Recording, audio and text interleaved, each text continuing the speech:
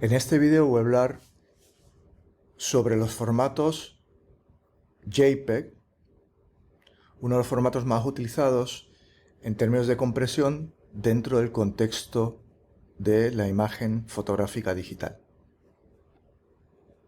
Voy a abrir un archivo,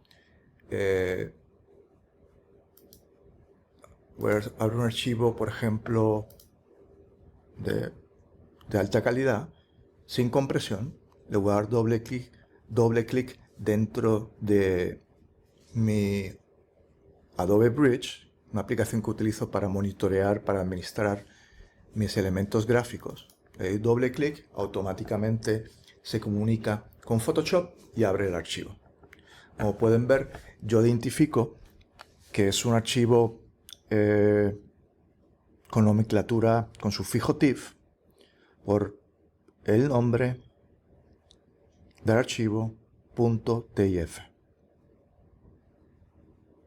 Acuérdense, TIFF es Tag Image File Format, ¿vale?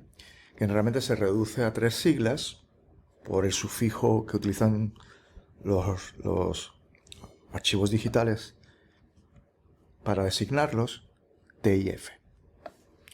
Pueden ver que aquí el archivo no solo tiene esa información fundamental, aparece add,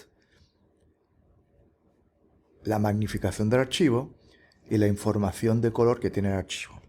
Eventualmente hablaremos en detalle de esos otros aspectos. Yo de alguna manera, este archivo, que se compone de píxeles, si yo me acerco, pueden ver que veo la composición de la matriz de píxeles, se le conoce en inglés como bitmap o mapa de píxeles, que es la composición básica de una imagen fotográfica. Se compone de millones de píxeles, que cada uno de esos píxeles va a tener 256 transiciones tonales.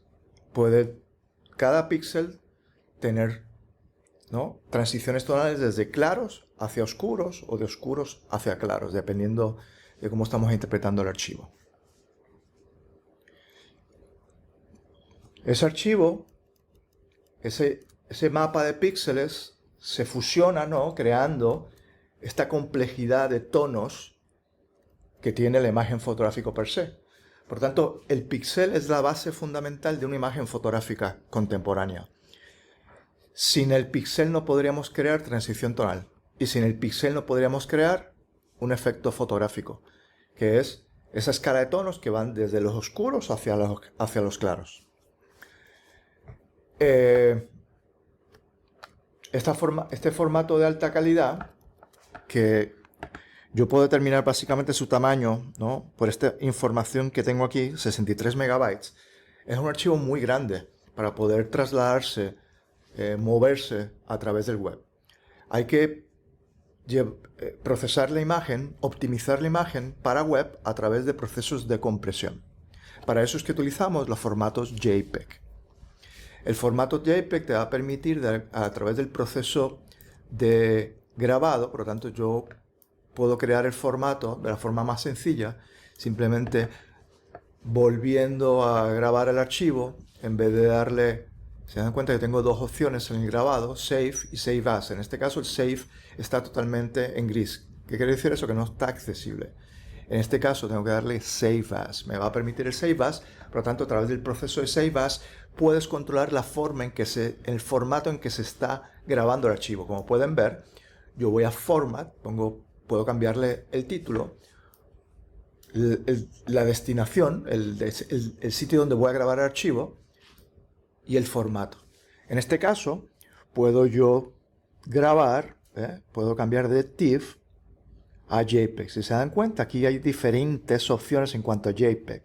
Los dos más conocidos es el JPEG tradicional y el JPEG 2000.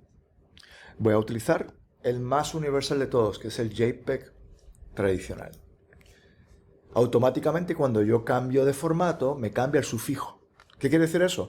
Que el archivo original de mano1.tif no se va a grabar, se va a dejar totalmente intacto porque estoy creando un duplicado a través del cambio de formato. Por lo tanto, voy a crear dos archivos totalmente separados. Uno con la calidad inicial, alta calidad, sin compresión, y la otra con la información comprimida en formato JPEG. Acuérdense, muy importante, esta opción de poder cambiar de formato se debe hacer a través de la opción Save As. Voy a cambiar de formato y miren, automáticamente cuando yo creo